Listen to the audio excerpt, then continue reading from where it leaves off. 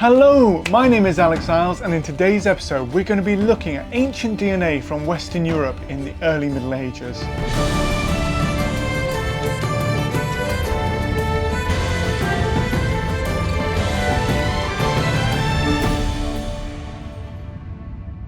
Welcome back. So in today's episode, as I mentioned, we're going to be looking at a paper that was published this year. Now this is incredibly exciting because you don't often get to actually work with a paper that was published the very same year that I'm actually doing a video on. So it just shows that now academic research is starting to expand and we're getting more and more sources on ancient DNA, which is great because then I get to analyze them, talk about them, open them up with you, and we can really go into depth about ancient DNA. Now this paper actually came out back in April and I wanted to film it back in April, but unfortunately life just doesn't pan out like that sometimes. Sometimes you sit down to film something and then work, life, kids in my case, or many other things get in the way. So thank you for your patience. I'm really glad I'm able to do this with you now and that we're going to go into depth about this. But this is actually a paper by Spiedel et al. And this is a really interesting one because it's a high-resolution genomic study on the ancestry of early medieval, mostly Western and some Eastern Europe. Now this is fantastic because you know that from my other videos where I've looked at the Anglo-Saxons, where I've looked at Scandinavia, Breton DNA and all of that sort of stuff, this is a passion for me and I love going into depth about this because it's so important about the way we view the modern day world we live in with the nation states we exist in, the way we look at ethnicity, the way we look at genetics, DNA, all of this comes together, and in many ways people see the early medieval period as the foundation stones to what eventually would become Europe. So we're going to look at that now. Now to start off with, I wanted to mention about the fact that the paper is actually based on a type of software called TwigStats. Now what this does is it stratifies the data by time period and it bunches together the ancestry of the various different genetic groups, basically creating coalescences within that. Now this is really important because other methods can't actually tell how closely related certain genetic groups are. They're not as good at creating that minutiae detail, that small scale detail that's needed to actually fully understand ancient DNA. And so because of that, just to give you an idea, like it's been mentioned in other papers, how closely related even the modern populations of England and the Netherlands are. And so in earlier papers, we're talking back into 2015, 2016, that sort of time, it was much harder to tell apart these genetic groups because they were so genetically similar. TwigStats, on the other hand, enables you to really go into minutiae, and even when there's only slight genetic differences, to be able to tell when there are separate population groups between them. So this opens up a huge amount of new data for us. It enables us to go into details and to actually to be able to see where migrations occurred over time with these genetic populations, and that makes it really exciting. Alongside this as well, it's a really quite a large study for genetics at this period because what it does, it takes 1,115 ancient genomes from Northern and Central Europe. Now that is huge. The Anglo-Saxon DNA one that I did from Getzinger et al., that was around about, I think, 270 off the top of my head. Roughly, and again please go back to the video and double check because I'm basically working off the top of my head here. I'm looking at a different set of data, but when you've got that right there, that is a huge number in contrast. So we're taking a massive number of individuals and we're actually able to come to conclusions because of this. And the paper is divided into two sections, and it's basically showing from the first 1 AD right the way through to 500 AD, and then from 500 AD to 1000 AD, because there's two separate conclusions going on there. Now in the first section, we have got the famous migration period, and this is where we see a lot of people from Central Europe starting to migrate westwards. And so this is seen with the peoples that we eventually call the Anglo-Saxons settling on the east coast of the British Isles. You see the people called the Franks crossing the Rhine. You see migrations of peoples such as the Goths ending up in Spain and Italy and North Africa, and many other tribal groups as well who are covered by these large catch-all terms. In other episodes I've discussed about ethnic toponyms, and how about the fact that basically what we have is that we often give a single ethnic toponym to a genetic group. Now, this is really easy for us today because we can say, oh, this is Anglo-Saxon DNA. This is, in another video I've done, Scandinavian, or your Danish DNA, or this is sort of thing. Another one I've used is Breton DNA and stuff like that. And we just give a catch-all ethnic toponym and say this DNA is this group of people.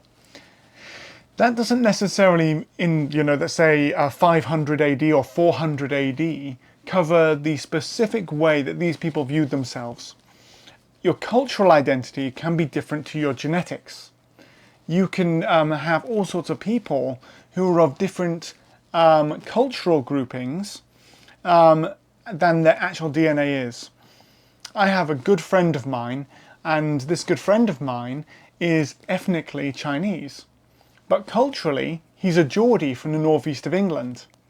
And he's an amazing bloke. He's got northeastern culture as his core. He's got this great northeastern culture, but he would be described, if you didn't hear him speak, maybe, as someone who is Chinese. You would maybe think of that from his looks, but his culture is different. So in the same way, I'm going from the point of view that these ethnic toponyms that we give to DNA may not reflect the actual way the people viewed themselves in this period of time, in the early medieval period, when many of these cultural identities were starting to form, starting to come together, coalesce, and create the cultures that we recognize today. So going on from there, we've got the periods of two major migrations broken down. The first one is the migration period from the 4th century right the way through to the 6th century AD. And then you have the second group, which is around 750 AD right the way to 1000 AD. And we call that second period the Viking Age. And this is where mostly based around Scandinavia, but also the surrounding regions, population started moving again south and west, and also east as well. So for instance, many people will forget in the Viking Age that many people from what is modern day Sweden and Finland ended up settling in what is today Russia, Ukraine, Poland, and other areas like that. So you had migrations going on as well as the Norwegians and the Danes ending up in the British Isles, Ireland, northern France, the Netherlands, and in other parts of the world as well, with actually, trade routes, meaning that they ended up as far away as Constantinople, now modern day Istanbul. So those are the two major migrations that we're seeing within this period. The migration at the end of the Western Roman Empire coming in and coming into the Western Roman Empire, and then you have the second one, which is the Viking Age, then going throughout and having impacts globally as well, with obviously Viking colonies being set up in Iceland, Greenland, and also in North America. So that's some of the things that we're going to be talking about with these genetic migrations, but obviously we won't be touching on the Scandinavian North American DNA. That's possibly another paper in the future. So in this study, as I've mentioned before, they drew together 1,115 ancient genomes, and that is absolutely amazing. And so what they did is they took DNA from Iron Age Britain, then the Roman Iron Age in Britain, France, Germany, Austria, Switzerland, other areas of what would have been Pannonia, which was a state of the Roman Empire, Italy, and then they went outside as well. So they looked at Poland, Iron Age Poland, Lithuania, parts of Central and Eastern Europe as well, which took Bronze Age and Iron Age Eastern and Southern European DNA, so they could compare that as well. And then they went to also the Scandinavian area, so they took the Norwegian and Swedish peninsula, and then also looked at northern Norway and northern Sweden as well. So we're talking about a huge amount of genetic areas covering a huge amount of modern Europe. So northern Europe, you've got Western Europe, you've got Central Europe and Eastern Europe, all within this study. And what we're going to do today is we're going to break it down into sections, and we're going to look at each of them and talk about the influence of the migration period, then also of the Viking Age, and then we'll come together at conclusions at the end. So I really hope you enjoy this, and let's dig right into the data right now. So our first section, we're going to be looking at the genetics of Poland from 0 to 500 AD. Now what they did here is, first of all, they took the genetics of a group called corded ware culture. So they took the corded ware culture and they found from the mid-Bronze Age to about 0 AD, the genetics corresponded to the corded ware culture that was common in Central Europe, around Germany, around Poland, around that time. And that was the main culture that originated in this area, and it stretched and had originated around the Black Sea. So that culture existed there, and we can then presume that that is the descendants of the original Yamna population who had gone out from what is today Ukraine and Russia and then had ended up in Central Europe. So that was the main genetic grouping. So by 500 AD though, the population had started to change. And that population had started to change because we started to see Iron Age Scandinavian DNA popping up in the area of Poland. And this new genetic group was called the Wybec culture, and it stretched between the Oder and the Vistula River in what is today modern day Poland. So when you get that large area right there, many people have suggested that this genetic grouping is the Goths. And what we know is from the sort of the late Roman period, the Goths were living in and around the area of what we understand as modern day Poland. And so the burials that we're seeing around about from the 400s into the 500s in this period in Poland are actually lining up with the genetics from this culture from Iron Age Scandinavia. Now, following the Roman sources, it was believed that the Goths had migrated down, possibly from an area around Norway and Sweden into Poland, and had lived in that area.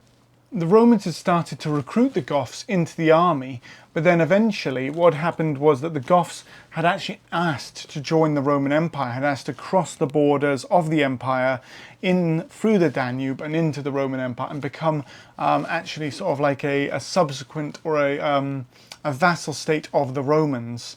And when they'd asked to do this, unfortunately a number of Roman politicians had treated them incredibly harshly, had fed them basically the equivalent of animal food, treated them very, very badly. They revolted against the Romans, and it eventually led to the Battle of Adrianople, which resulted in a terrible defeat for the Eastern Romans and is seen as one of the sort of almost like domino effects in some ways of the decline of the Roman Empire in the 4th and 5th centuries. Whether or not it was as terrible as some historians say, or if that sort of stuff, is for another video, but it's basically telling you a little bit of the Gothic history. And so when we see this Iron Age Scandinavian genetics in Poland, especially in these burials associated with the Wybec culture, we can then sort of start saying, well, is this the Goths who are then starting to show up here? And for a long time, people have been very skeptical about these stories because they come sometimes from Roman sources. So when they're coming from Roman sources, people are like, how much can we trust the ancient writers? How much can we actually go, yeah, this is reliable sources? Well, now that we have genetic evidence, we can start to trace them. And what's really interesting as well is that they compared these Wybec culture burials from the 400s, the 500s in Poland with modern day Polish DNA. And they found out that they're not similar. The modern day Poles are more descended and mixed from medieval Polish populations, which have a lot more Slavic DNA. So when they have that Slavic DNA, you suddenly start seeing this transition over in the medieval period, and it's likely as well that the sort of the population, this Wybec culture, who I have called Gothic, so I've done the ethnic toponym sin there. You can call me out in the comment section.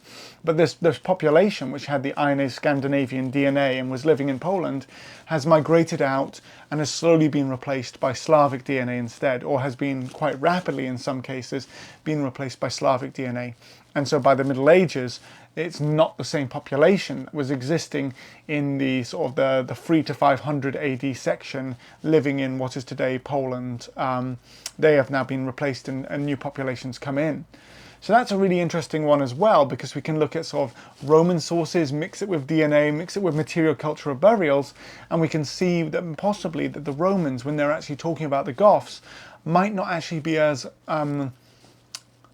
fanciful as we've thought in the past. And so that's a really cool one right there, and I love to bring that to life. So in our second section now, we're looking at southern Germany and Bavaria. Now in this area, what we're looking at is the early medieval population.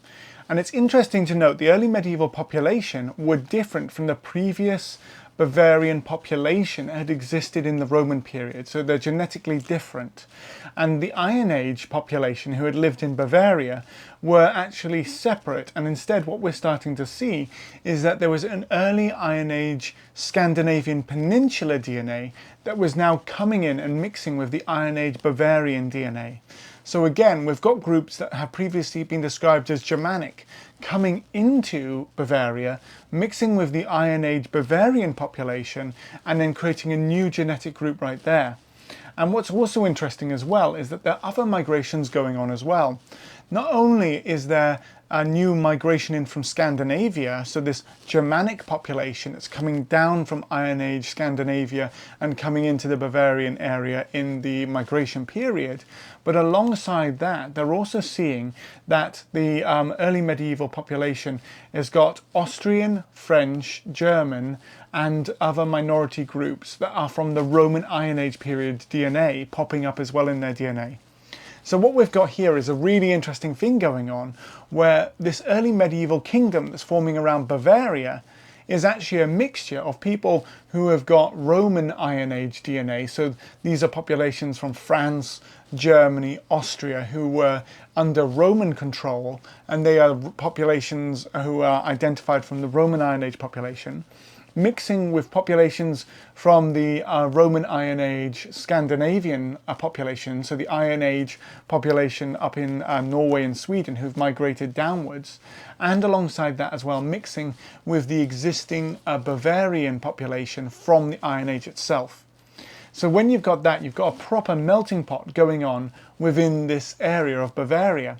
And so when you've got this melting pot going on, it creates a new amazing kingdom coming out. And what's really interesting to see as well is that we know from early medieval sources that the early dynasty who actually ruled in Bavaria were very close with the Merovingians, who were the Frankish kings. So it shouldn't be a surprise to us that the Merovingians might have sent Frankish or people from early medieval, what is today France, down to support their allies and down to support the political leaders in what is today Bavaria, to sort of have that close reliance and alliance between these two early medieval kingdoms that were forming out of what had been the Western Roman Empire.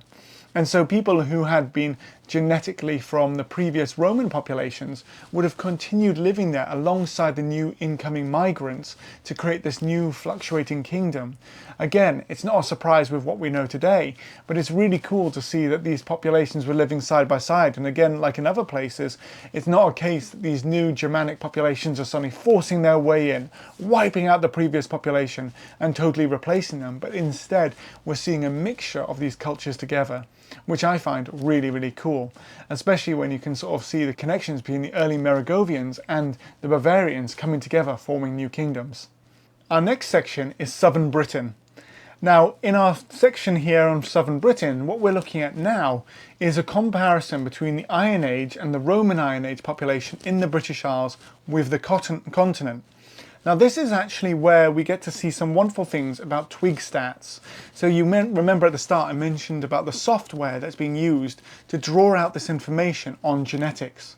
Now with twig stats, what they've actually seen is that the Iron Age British population and the Roman Iron Age British population were similar but were genetically distinct from the continental Iron Age and Central European populations of France. Now, for a long time, people have had this thing about pan-Celticism, the idea that the British would have been genetically very similar and has shared this Celtic similarity with the Iron Age populations in modern-day France, or the Gauls, as many people would have called them. But this is actually showing with twig stats that the British population had actually had genetic differences to continental France, and maybe in the future results will be able to show that these populations had other connections or other mixing, or simply mutations had occurred because of the British Isles being slightly separate from the continent. So that's a really interesting one as well. Because of this, they've been able to identify the British DNA in other sources, and what they actually found was that in Central Europe, in Austria, they found two burials in a place called Klosterneuburg. Now, if I've butchered that and you're an Austrian watcher, please in the comments correct me. I do apologise, and it's never meant as an offence when I can't pronounce words, but I have seen the word on paper and I'm trying to pronounce it as I think it should be pronounced. But at Kloster-Nuremberg, there was two people with Iron Age British ancestry, aged between 25 to 30 years old, who were buried, and they were equestrians, Roman cavalrymen, who were buried with their Roman armour and weapons and their horses. And so this is a really interesting thing where we can see that in Roman Britain, people with cavalry skills were being recruited and then they were serving across in Austria. So again, this shouldn't be a surprise to us, because the Romans, what they did with their auxiliary units was they would recruit people who had certain skills. And even though on paper in British academia, there's always been this thing where the British weren't as good, the Romans didn't respect them as much as other cultures, and we have records from places like Roman Vindolanda up here in Northumberland, which say like, oh, the wretched little Britons. But that could just be a Roman officer really frustrated at the tactics of the Britons, because he says, oh, they fight unarmoured and, you know, all of this sort of stuff. But what about the Britons being expert guerrilla tactics or light cavalry troops, which would line up really well with this burial here, where we see two cavalry troopers buried with their horses. That's a really interesting possible dynamic on it, that the native skills of the British may have led themselves to be better cavalrymen, led them to be better guerrilla warriors, something that the Roman army would have had great use for. And so they take this population and they send them to other parts of the empire. And so that's how we find these people who have been identified by using the Twigstat study buried in Austria. And so in the Roman period, these guys have shown up within it as well. So that's another really cool one as well. We also see as well that there's another group from Britain as well, and this is the group called the York Gladiators. So the York Gladiators are a group of individuals who seem to have been killed during the period of Roman York. When they've been killed, they were beheaded and then they were buried in graves. And when they died, one of them has the genetics of early Iron Age Scandinavia. And when one of them has the early Iron Age Scandinavia, and this is a group obviously we'd refer to as Germanic, so they are turning up in Roman York during the Roman period. So it's possible that this person maybe has been a slave who's been captured across in what is in modern day northern Germany, the Netherlands, areas of Denmark, or possibly Norway, by the Romans when they've been raiding, and they've ended up in York, and then they've been ended up as entertainment for the population, or have possibly even ended up as obviously slaves who've been killed in gladiatorial combat. So that's an interesting one in itself. Though I need to do more reading, because there is some question mark over the fact of, are these actually gladiators or are they not? So that's one of the questions right there. So the next section, we're going to talk about Scandinavia as a block.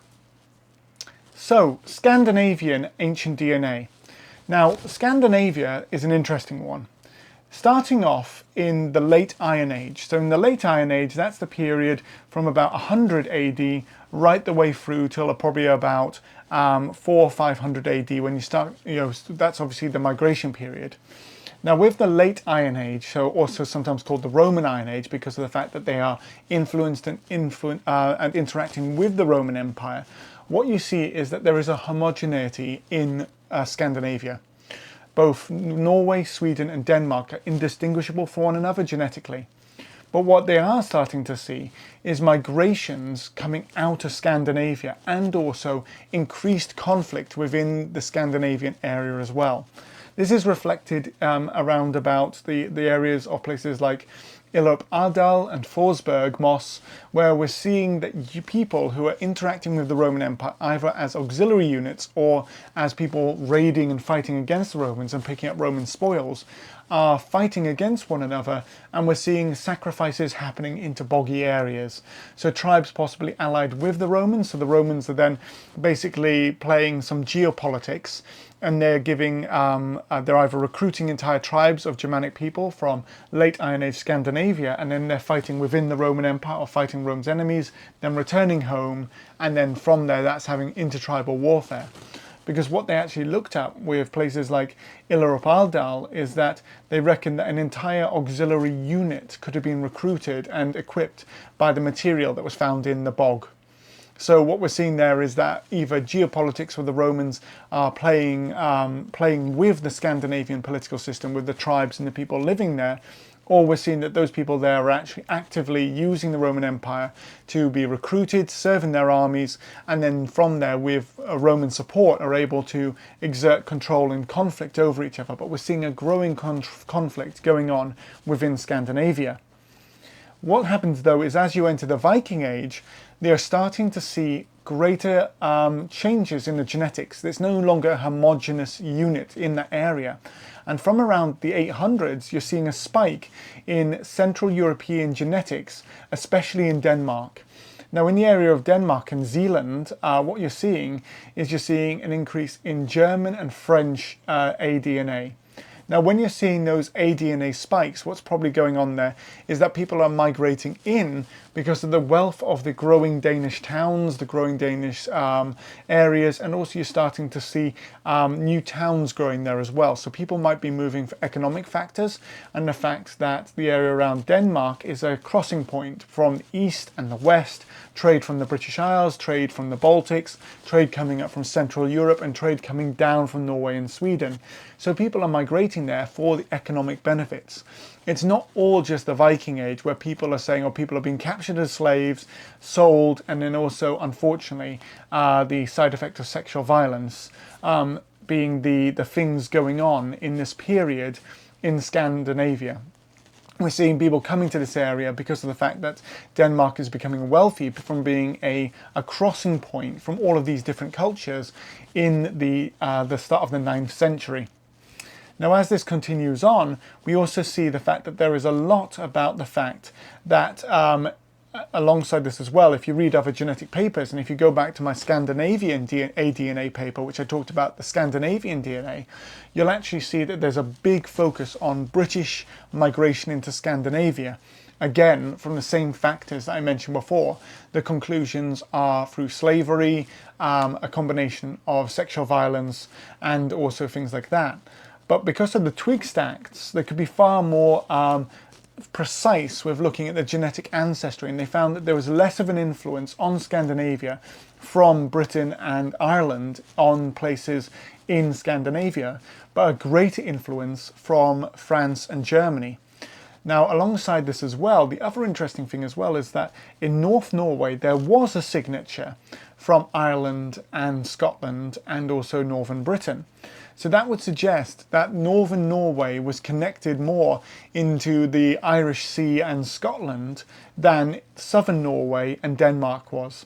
So there's a really interesting break there in the genetic study, because what we're seeing is that in the north, those Norwegians are actually involved with the politics of what would eventually become the nation of Scotland, Ireland, the Western Isles, all of those areas there, possibly using it as a staging post between the movements out from Norway, obviously towards Iceland and Greenland as well. So that's showing a connection between northern Norway, then possibly using Scotland and Ireland, obviously, as for both the colonies, but also you see the Norwegian and the Scandinavian kingdoms in the Western Isles, in the Irish Sea, the influence on the Isle of Man, all of that stuff.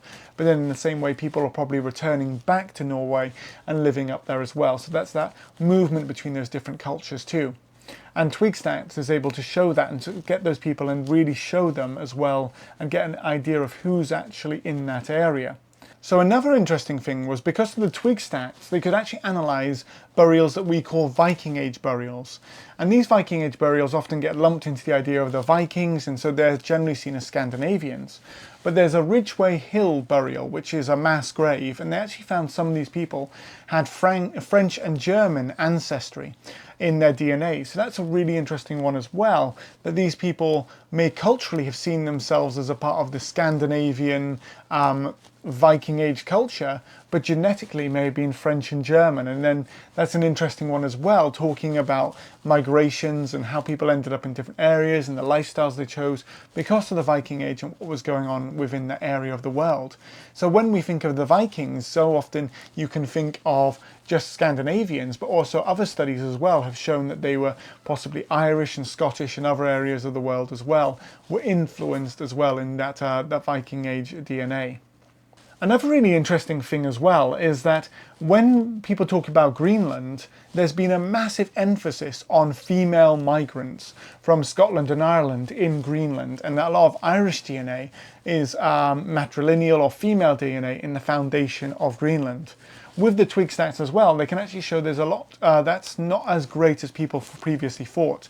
And actually alongside this as well, there's an increase of male DNA as well in the foundation of Greenland from Ireland and Scotland. So it's not just a simple case of women being taken across as slaves or anything like that, as earlier papers have suggested, but in fact it could be people who are genetically Irish and Scottish or from what is modern day Scotland and modern day Ireland, and they're coming across because they're a part of that Scandinavian milieu who have formed within the Irish Sea, who have formed on the west coast of Scotland, the Isle of Man and in Ireland during that sort of 750 to 1100 period, and then they're going across to Iceland and Greenland and forming the colony there. So there's a really interesting one too. Now across in Eastern Europe, they actually found that there are a lot of southern Swedish and Norwegian genetics appearing across in Ukrainian Viking Age 10th century and 11th century burials. Now this is really interesting because we're looking at the creation of the Kingdom of Kiev. And when you've got the Kingdom of Kiev, what's really interesting about that kingdom is that it seems to be founded by people from the area of southern Norway and southern Sweden, and they're coming across and helping to form that sort of the Kievan Rus and all of that influence in the area there. So from the twig stats, you can actually see the genetic heritage of these people and where they're coming from to form that kingdom, which we know was created by Vikings. And traditionally has always been seen as Swedish Vikings going across to found it.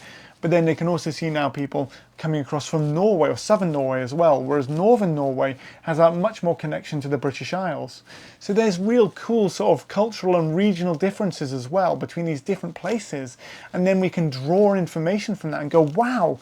So we can see where these kingdoms draw their heritage from, where their history's from, and how that creates the early kingdoms as they develop as well. So that's a really cool one too. So another thing to mention about that as well is I've just talked there about the formation of nation states and stuff like that, but it's really important to see that alongside this you can't just rely on genetics because culture then influences it. So these people who are then settling in and around the area of what is today modern day Ukraine would then have been influenced by the culture of the people living in the area, mixed together and then formed a new people, so that their children probably would not have had the same culture as the people back in Scandinavia. So while this is all going on, we always have to understand that human populations are mixing together and forming something new wherever they go. So we really can't use genetic identity to then basis for our culture and also alongside that as well our identities in the modern age. It all forms a part of it and it's an important part of it, but it's not the basis of our entire identities. And I think that's a really important thing to notice. So in conclusion, the Spiedel et al. Paper is an amazing paper because it brings together the first millennium AD and a lot of the genetic migrations which are going on. It's fantastic to be able to pull together this sort of two migrations that we can clearly see and get an understanding of. The first one obviously being the migration period, where people from Iron Age Scandinavia are spreading out across Europe, both into Eastern Europe, Central Europe, and obviously into the British Isles, and then forming these early groups that we recognise from Roman history, but also other histories later on. So people would later call the Anglo-Saxons, the formation of German kingdoms like the Kingdom of Bavaria, the Frankish kingdoms as well, like the Merovingians, and alongside that as well, some of the history that we can now look at and go, well actually maybe what the Romans were saying about the Goths and where they originally came from wasn't necessarily wrong. Maybe the Goths did originate in Sweden, and we can actually rely on this now through genetics combined with material culture and also alongside this as well the literary sources.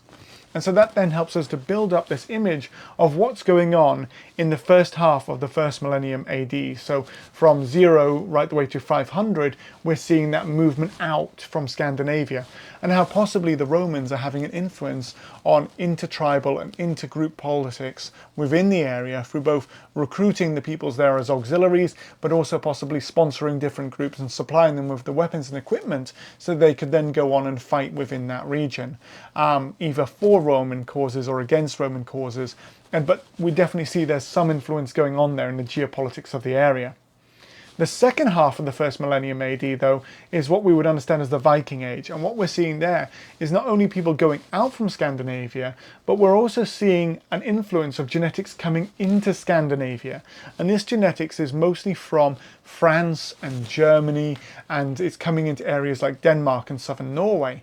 Whereas at the same time, we're also seeing an influx of genetics from what is today modern day Ireland and modern day Scotland coming across into northern Norway, and then also genetics from southern Norway and southern Sweden ending up in Eastern Europe in places like Ukraine. As well as, and I forgot to mention this in my previous section, a single burial in Russia who seems to be a Viking of descent from both Norwegian and Irish heritage, which is really interesting. So someone who has got Iron Age Irish DNA who is buried in Russia, and that's been identified through the TwigStats program. So that's a really cool one there, that they're buried with Scandinavian weapons and equipment, and we recognize them as a Viking, but genetically they were Irish. So there's another really cool, interesting one there. So we're seeing migration from what is today Ireland into what is today Russia by someone who we would describe as a Viking, but is genetically Irish. Though what was their identity from the goods they're buried in, we would think of them as Scandinavian. So that's really cool to get this image of the early medieval world where people moving around the place would have had such an influence on each other, such a different genetic diversity, but also cultural diversity, and so many different ways of understanding the period as well. So I really hope you've enjoyed this episode. Get down into the comments section, have a friendly discussion there, and let's really have a discussion about the early medieval period and this amazing creative period of time, not only materially, but also with the creation of new ethnic and genetic groups, cultural movements, and so much of the foundations of the world that we today live in. Alongside that as well, if you haven't done already, please do subscribe, share the video with your friends, and if you would like to support me further, I do also have a Ko-fi account and a Patreon account which you can find in the description. That just means I can take time out from my work and focus specifically on making this content for you, and I really appreciate those of you who can go out and do that. In the meantime though, stay safe and well, and thank you so much for watching, and I look forward to bringing you more information like this in the near future in another episode. Until then though, stay safe and well, and thank you so much for watching.